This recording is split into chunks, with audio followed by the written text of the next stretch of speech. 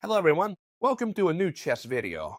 You definitely want to make sure you save this video because it's going to become one of your absolute favorite videos on all of YouTube. I'm going to show you exactly how to play the French defense in all its variations. In other words, once you've finished watching this video, you'll be more than ready to start playing the French defense, and no one will be able to surprise you with any variation, alright? What is the French defense, chess teacher? It's that simple. When they play the king's pawn e4, we play e6.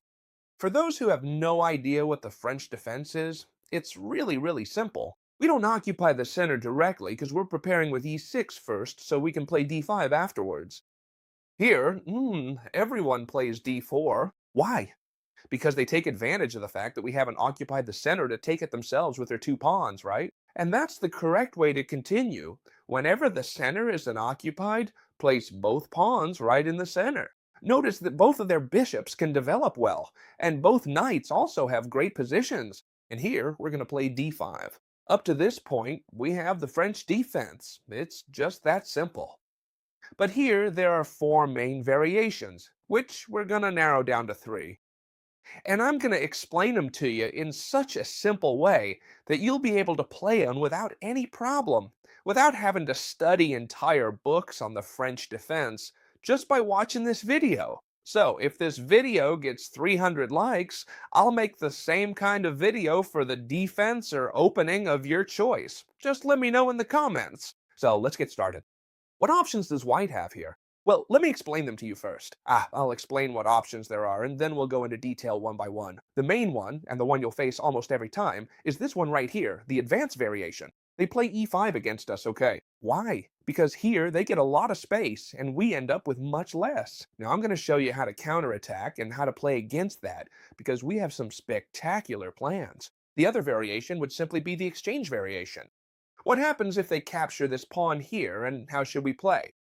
And finally, the Tarrasch variation, or the variation with knight to c3 and knight to d2, which honestly doesn't matter to us because we're going to play the same way, and it's very straightforward.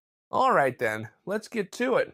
Put your boots on, because we're going to start right away with the advanced variation. Perhaps the most commonly played variation. That said, you shouldn't overlook any of the variations, because if you study one more than the others, your opponent might play a different variation and you'll end up worse off, okay? Alright, the most popular one is the advance variation. What are we going to do when they play this advance here? Well, our plan, most of you probably know this, but if not, I'll explain it to you. It's very simple. It's to fight against this pawn right here, okay? This pawn on d4 is white's main favorite, because it's the one holding the position together. Take a good look. If this pawn disappears, look at how weak this area becomes. We'd probably end up winning it, right? So we'll simply start with c5 whenever they play the advance variation against us. Right here, they really only have one good move, and that move is c3, defending this point. If they defend it with another piece, like the knight for example, simply pawn takes pawn would give us a pretty significant advantage, since now this pawn will be very hard to defend, and we'll have a huge initiative to attack with our knights, even here and here with the queen. They're practically never going to be able to defend it unless they seriously weaken themselves with this pawn, right? So here, they only have one good move when we play c5, which is c3. Up to this point, everything's correct. How should we continue? Well, we simply continue with knight to c6, which is the main idea in the French defense advanced variation. Remember, the goal is to attack this point here. We're firmly putting pressure right on this point. Perfect. Our opponent is logically going to play the best move, which is knight to f3. They develop a knight and defend the d4 square. Like I said, don't worry if they don't play this move against you. I'm giving you the best line for white, because from here, if you use this plan against a weaker line from white, you'll end up in an even better position, okay? So don't worry. Alright, knight to f3. And here we're simply going to play knight to e7, and I'll explain why. If someone tries to defend this square with f4, then you'll play knight to h6. It's an ideal plan. Why? Because now this bishop can't trade with this knight, and so we won't have to double our pawns. And also, this knight is going to have a fantastic square on f5, and will attack this d4 point, which is exactly what we want, remember? However, we're only going to do this if they play f4. Notice that if they play the normal knight to f3, we'll bring out this knight from g to e7. Why? Because if we bring it out over here, they trade and we'd end up with doubled pawns. On the other hand, from here, it's already aiming at the f5 square again to come and attack this point. Pay close attention, because you need to understand something very important whenever they play the advanced variation against you. We have a good bishop and a bad bishop, okay? This bishop is the bad one. Why? Simply because it's blocked by our own pawn structure. This bishop is good, even though it seems like it doesn't have many possible developments. However, you'll see, next, that this bishop is going to be very useful in the opening. That said, it's important to develop this knight first, because if we develop the bishop first, notice that this knight can't come out here, here, or here because the bishop is in the way. So it's extremely important to bring this knight out to e7 first, okay? Alright, our opponent can continue with a lot of ideas. They can develop this bishop, which is the most common move to be able to castle quickly, right? If, for example, they play bishop to d3, which isn't the move I'm going to recommend to you, what should you do? Well, simply pawn takes pawn, and start putting pressure on this d4 square. I'm telling you, it's going to be a real headache for your opponents to defend this point, alright? So let's suppose that here, instead of placing the bishop and blocking the queen's defense, they put it on e2, which might be a slightly more precise move. In that case, we're just going to do the same thing. We're going to capture. You can see that it's very easy to play if you really understand the concepts. I'm going to put all my effort into explaining it in a way that all of you will be able to understand it right away. And even if you don't get it the first time, just by watching this video as many times as you need, you'll be able to play it perfectly. Perfect! We exchange these pawns when they develop the bishop. Remember, first we develop the knights, and then we exchange here. The idea? Well, simply knight to f5. Notice that we're doing the same thing over and over. For now, notice one thing. We're attacking this pawn with two pieces, and they're defending it with two. So, for now, they don't need to worry. If here they just play a move like castling, what we're going to do is keep putting pressure on this point with queen to b6. And as you can see, all the moves here are already starting to get dangerous for white. Notice that unless they play perfectly, this is what's great about this defense, unless they play perfectly, our pressure is going to be brutal. Here we already have a pretty significant advantage. Now we're attacking this point with three pieces, and there's no satisfactory way to defend it, because I'm sure you all see that the only way to defend the d4 square is bishop to e3. And bishop to e3 has a serious problem. It gives up a pawn. Which pawn is being given up? This b2 pawn. As you can see, it's given up this pawn. They should develop this knight. We keep attacking this point. That is, here, after the move queen to b6, we're putting a lot of pressure on this d4 square, and things are getting really complicated for the white pieces. So let's take a quick move back for a second. When we play the knight to f5, you really have to be very precise, okay? They can't just play castling or make a move that doesn't make any sense at all, because then we'll simply play our queen to b6 and we'll easily gobble up that pawn. And let me tell you something, once you take that pawn, which you'll manage to do in many of your games, what's going to happen? Not only will you have an extra pawn, but you'll also blow your opponent's entire position wide open, because now this pawn, which was very well defended, will no longer be so well protected, and the position will be so easy for you to play that you'll achieve great success. Now then, what moves should they play instead of castling? Well, here they have several possible moves. The main and best one is knight to c3. And I'm going to explain why. The good thing about this defense is that you have to find the precise moves just like I'm telling you. Now, when we play queen to b6 to keep attacking, you might say, come on, Chestershire, we're in the same situation as before. This pawn is being attacked by three pieces, and it's not easy to defend either. In fact, the only move available is bishop to e3, and the exact same thing would happen again. You could even trade knight for bishop, pawn takes bishop, and queen takes on b2, winning a pawn again. However, here they shouldn't play bishop to e3. Instead, knight to c3 was played to make the move knight to a4, which is the only move that saves white. Notice how it's already getting complicated, right? King to f1 would also save the position, to avoid possible checks later on. However, I doubt you'll see king to f1 played in your games, alright? because that would lose castling rights, and unless your opponent is really, really good, they probably won't play it. In fact, if your opponent's really, really good, well, you can be sure that whether they play this move or another, they're definitely going to put pressure on you, alright?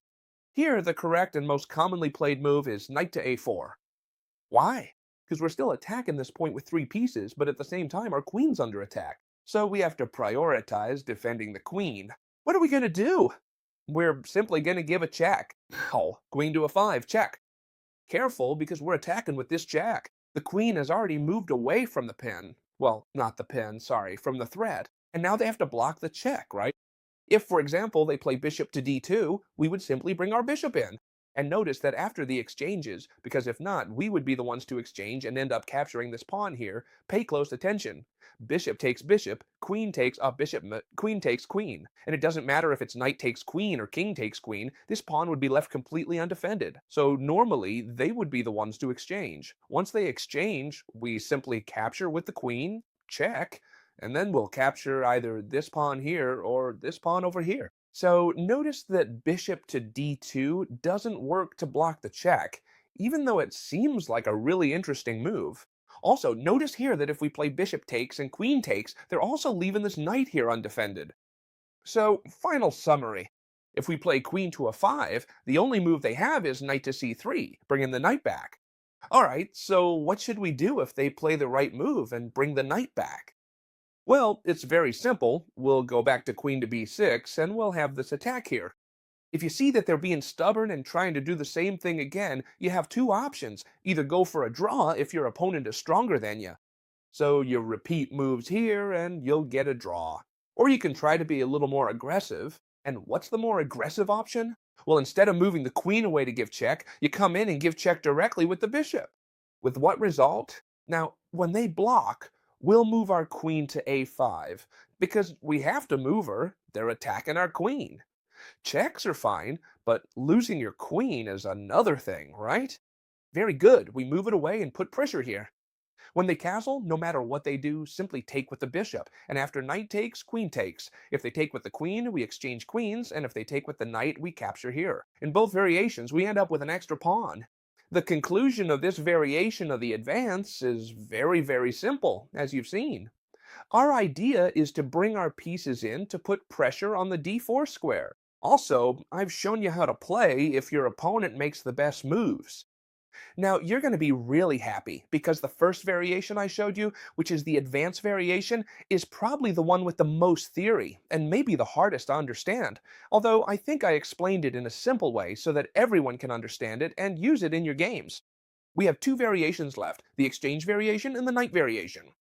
If your opponent plays either of these two variations, you can be pretty relaxed. Just like with the advanced variation, you can also feel at ease if you know this one, actually even more so, because we're simply going to recapture with the pawn, and attacking ideas are very hard for white to pull off. Normally, those who play the exchange variation play correctly, knight to f3, to which we respond symmetrically with knight to f6, bishop to d3, and we also respond symmetrically with bishop to d6. Why bishop to d3? Bishop to e2 is also possible, but this bishop doesn't do much here. Alternatively, this points toward a possible kingside castle. It can't go to these squares because we'd simply play c6, the bishop must retreat, and they'd give us a tempo. So I don't worry about this bishop to d3 move. Simply, bishop to d6 for the same reason, right? It's the best position for this light squared bishop for white and for the dark squared bishop for us. Alright, so here, how might the game continue? Well, with castling, right? If your opponent tries to play c4 first, I recommend that you capture this pawn and play against this isolated pawn. You should know that whenever there is a double queen's pawn, even though the French defense is an open king's pawn opening, in the exchange variation, it turns into a queen's pawn variation. Now you can see what a double queen's pawn is. So whenever you have a double queen's pawn variation, the c-pawn's the one responsible for unbalancing this double central pawn structure, right? So when they play c4, now I'm going to explain how you should play with pawn takes pawn, okay? It's very simple. If they don't play c4, then they can't really pose any problems for you, because notice that's the only issue they can create in this situation. All right, if they castle first, you castle too. You just keep making moves, right? And when they play c4, pawn takes pawn. All right. Why pawn takes pawn if it seems like we're improving this bishop, leaving them with a central pawn and we don't have one? Excuse me. Well, it's because now we're going to pose some serious problems for our opponent. First, this isn't a very well-known variation, and we're throwing our opponent off because they don't expect us to give up our central pawn for a side pawn. However, playing against an isolated pawn is very comfortable. For example, knight to c6, attacking this pawn. And many of you might say, come on, Chestercher, this move seems weak. We're letting this pawn advance under very good conditions. However, this doesn't bother us because we have good retreats for the knight to a 5 in this case, attacking this bishop, and if it comes over here, we would simply trade it. And on top of that, we'd end up with a much better position thanks to having a good pair of bishops. Alright, so this bishop has to retreat. Not here because it would lose the pawn, so it has to go to e2. And so here we have a pretty surprising move, which is knight takes pawn. Notice how simple this has been, right? If you didn't understand it, rewind the video. I don't want this to get too long. Why could we give up this knight? It's very simple. Now, this knight can't be taken because then bishop takes would come, a discovered attack, check, and we'd snatch the queen. And that is exactly why we can safely capture this pawn right here without facing any kind of problem at all. Now we'd be left with an extra pawn. Notice that they couldn't advance this pawn here. Why am I telling you this? Because notice that here, almost no one expects us to capture this pawn, bishop takes, and play against this isolated pawn. And when we attack over here, honestly, a lot of people are going to play this pawn advance, which is a small mistake thanks to knight to a5, attacking the bishop, and then being able to sacrifice this knight for a pawn, which really isn't a sacrifice at all because this knight can't be taken. But what happens if they don't advance this pawn and just keep playing in a totally normal and calm way, like with knight to c3? Well, you really don't need to worry at all, because here we have a super good position to play. Notice that, we have material equality, but our opponent has an isolated pawn, which is always a target for attack. So you'll have a really comfortable game. For example, if you don't want any kind of problems, you play h6, and now this bishop can't go anywhere important. For instance, it can only come here.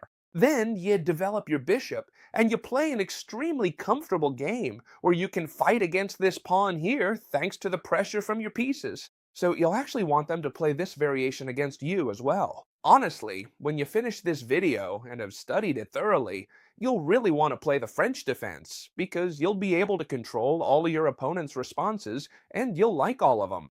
And now we just have the last variation left, which is the knight variation. Both knight to c3 and knight to d2. I told you it's exactly the same because we're going to play pawn takes pawn, alright? And now, what difference does it make if the knight is here or here? They have to recapture this pawn, and we end up in the same position. Take a good look. The great thing about this video is that by just mastering these 3 variations, you'll be able to play the French defense forever. From here, if you want, you can even expand your knowledge and study even more, right? But if you just study these 3 variations well with this video, believe me, you'll play the French defense at a really high level, which is a defense that gives some truly spectacular results, even in slow tournament games. Alright, very good. So what are we going to play here? Well, we simply develop with bishop to e7. Don't worry, this variation is very easy to play, and you're going to love it. We develop this bishop to e7, they keep developing their pieces, knight to f3, and we play knight to f6. Here they have 2 options, alright? They can either exchange themselves or let us do the exchange. If they exchange, right? Why? Because this bishop on f6 is going to become a real attacking machine, right? This bishop here defends the castling and points toward the queen side. In the future, if we ever get really worried, we can always pull the bishop back here and we'll have a super solid castling. And the other option is that, for example, they just keep developing with bishop to d3, defend this knight, and then we're the ones who will capture, okay? In both cases, don't worry. Just like in the first variation, which is more theoretical and where you need to understand the theoretical moves, in these 2 variations, like the exchange and the 2 knights, it really doesn't matter where they go. It's more about understanding the concepts, which are actually very simple if you manage to grasp them. In this case, if you understand the opening better than your opponent, you'll most likely end up winning the game. We castle calmly. It really doesn't matter because what's our plan? Well, look, knight to d7 is much better than knight to c6. Let me explain why. If you don't understand this plan, you might be asking, why knight to d7? No, it's very simple. We simply want to reposition it here, where this knight will be much better placed than we'll be aiming at the center. You already know that this knight here is the best defender of the castling, and on top of that, we would gain initiative. Knight to d7, I don't know, for example, rook to e1, just to say something, and then knight to f6. Very important. We attack this bishop, which retreats. Now we just need to develop our bishop. You might say bishop d7, but b6 is better since we want it on this path. Look at what a wonderful position this is. This bishop in fianchetto is spectacular. This bishop is super solid. Our pieces are really solid. We're not going to leave anything hanging, and they're very well placed. b6. Our opponent might play c3 to support this d4 square, which can become weak, as we've seen before. Bishop b6. And here, queen to c2 would already be a mistake, because the bishop on b6 opens up the king. You should be careful and play bishop to f4 instead of queen to c2. How do we continue? Well, the plan from here on out is very simple, right? The bishop, even though it's blocking here, we could even come in through here, attacking very strongly. The bishop here becomes even more passive. Here it doesn't attack anything at all because this pin is defended by the bishop on d7. We can even attack this bishop and it doesn't matter to us. So the strongest move is bishop to f4. And here we're simply gonna exchange these bishops. If it retreats, it's gonna lose a tempo because now we're attacking over here. c5, queen to 7, we bring a lot of pressure. We attack here, all right? So the normal thing here is for them to capture the bishop, logically, and here you have two options, capture with the queen or capture with the pawn. I recommend capturing with the queen because this pawn can always come to c5 and attack a lot. And notice that this is quite a solid position. So you understand, as I said, you shouldn't memorize moves here, just the first ones, but above all, the ideas. Let's continue with a real game, so you can see how this type of opening can develop. This is extremely important, because this way you'll have a real example of how to play in your own games, right? For example, here white played knight to e5, greatly improving this knight, and as I just mentioned, c5 is a fundamental move. Why? Because it develops, well, not develops, but puts pressure on the center, with this c-pawn, which is so important, as I always tell you, to act against this pawn here. Right now, pawn takes pawn is being threatened, and even though it wouldn't work just yet, pay close attention, okay? Pawn takes pawn, queen takes pawn would be a mistake, because simply bishop takes h7, check would come, attacking with a discovered check, and we would lose the queen. So just pawn takes pawn and pawn takes pawn, we wouldn't capture here, okay? We would play something else, like moving the king or something like that, and this pawn would be isolated. That's why they capture here. Once they capture, here the player with the black pieces, instead of recapturing, played queen to e5. Queen to e5, a really good move, because it gets ready to recapture whenever they want, but it also threatens checkmate. That's why you have to be super alert. White played queen to f3, and black simply ruined the opponent's pawn structure. How? Queen takes queen, knight takes bishop, bishop takes knight, pawn takes bishop. And now, after these exchanges, what they've done is ruin and play against the solidity of our pawn structure. You already know that recently, I think it was 2 days ago, I posted a video that I 100% recommend if you want to improve your chess level about how to play your pawn structure well and how this will give you many victories. And the game ended quickly, pawn takes pawn. If you want, finish watching this game and then go check out the other video that I'll leave for you in the description. No, white attacked the rook. Take a good look at this way of winning. He puts pressure on the b-file, he just needs to play b3. Instead of capturing this bishop, which would fix the opponent's pawn structure, he plays knight to h4. Why? Because he wants to go for knight to h5, because he wants to go for knight to f4 and improve the position of this knight, which can still become stronger and stronger. Rook to d1, rook to d8, facing off rooks on open files, c4. I'll go through this part faster because it's not important. f5, putting pressure on this bishop, which has to move, and now, yes, knight to f4, and black has a pretty comfortable game. They're going to improve their kings, okay? Notice how both of them maneuver. He has to try to do something, right? For example, here he played this move first, although it doesn't really matter because after the exchanges he gave this check, and the white king has to move. And now, watch closely how black starts to apply pressure. This position's completely won, and whatever white does, look, here he stops any possible counterplay, comes over to exchange here, and it's clear that this position is way too easy for the black pieces to squeeze. Look, check on g2. The king has to move to dark squares so it doesn't get in the bishop's way, and the black king, well, the black king breaks in like nothing. And this position's completely won. Once you have your opponent's pieces tied down, you use your own pieces to go after and win the pawns. Notice here that this pawn is going to be won no matter how much they try to defend it. Why? Because the king was also responsible for defending this bishop.